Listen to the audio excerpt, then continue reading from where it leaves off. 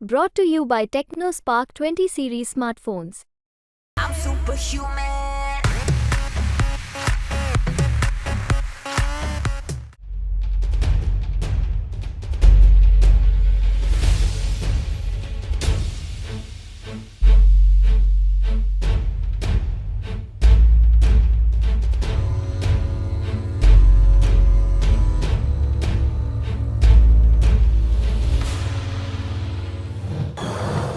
आज संध्याकाळी 7 वाजता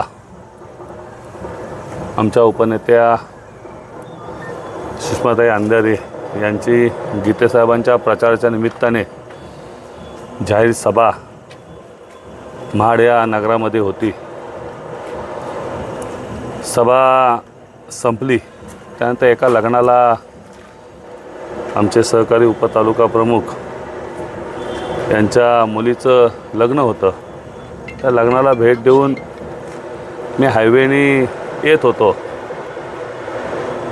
अचानकपणे वीरच्या पुढे आलो. जवळजवळ मला असं वाटतं टेम्पाळ्याच्या आसपास मी आलो.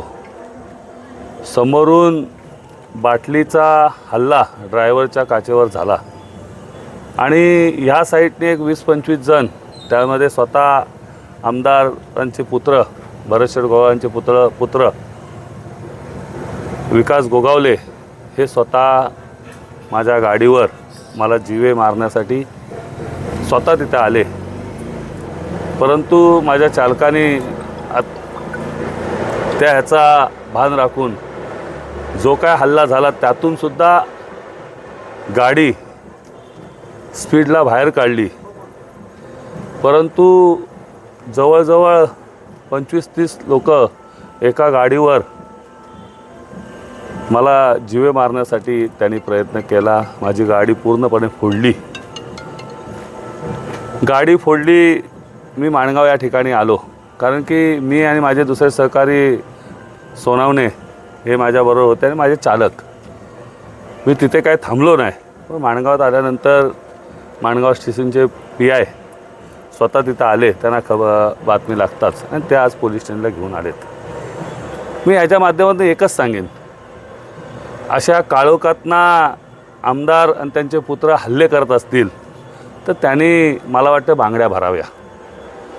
कारण की असे हल्ले करून आम्ही काय कुठे संघटनेचं काम करण्यास थांबणार नाही. मी या दक्षिण रायगडचा जिल्हा प्रमुख म्हणून माझे काय विचार प्रकटपणे मी घडलेल्या घटनेवर बोलत असतो आणि त्याचा राग धरून आजही महाडमध्ये मी भाषण केलं. 4 दिवसापूर्वी पण मी भाषण केलं. हे मनामध्ये राग धरून असे जर भ्याड हल्ले तुम्ही करत असाल तर आपण आमदार आणि त्यांचे पुत्र यांनी बांगड्या भरूनच घरात बसावं. कारण की हे हल्ले करतो कोण? क्राईम डोक्यामध्ये कायमस्वरूपी एक विचार, ह्याला मारू त्याला मारू. कारण की त्यांनी पूर्वी कधी म्हणतात 2 आमदारांनी हत्या केल्या होते, त्याच्यामुळे त्यांना हे सत्तेत असल्यामुळे थोडासा मात चढला आहे. परंतु असे हल्ले जरी 100 केले तरी आम्ही काय घाबरणार नाही. आम्ही आमचं काम कायमस्वरूपी करत राहणार आहे. संघटनेसाठी कायमस्वरूपी काम करणार आणि वस्तुस्थिती आहे ती कायमस्वरूपी मांडणार. आज त्यांना वाटत असेल की आम्ही हल्ला केला म्हणजे अनिल नवघणे घाबरला. अनिल नवघणे कधीच घाबरणार नाही. कारण की बाळासाहेबांचे विचार, उद्धवसाहेबांचे विचार घेऊन आम्ही बाहेर फिरतो आहे आणि त्यांना समोर पराजय दिसतो आहे आणि त्या पराजयाच्या नैराश्यातूनच खऱ्या अर्थाने माझ्यावर हल्ला केला. हल्ल्यातून बालबाल बचावलो. माझ्या चालकाने गाडी त्यातून बाहेर काढल्या म्हणून मी बचावलो, नाहीतर त्यांचा मला जीवे मारण्याचाच विचार होता. आणि असे हल्ले करून त्यांना काय वाटत असेल की अनिल नवघणेला हे केलं, अनिल नवघणे थांबेल, अनिल नवघणे घाबरेल.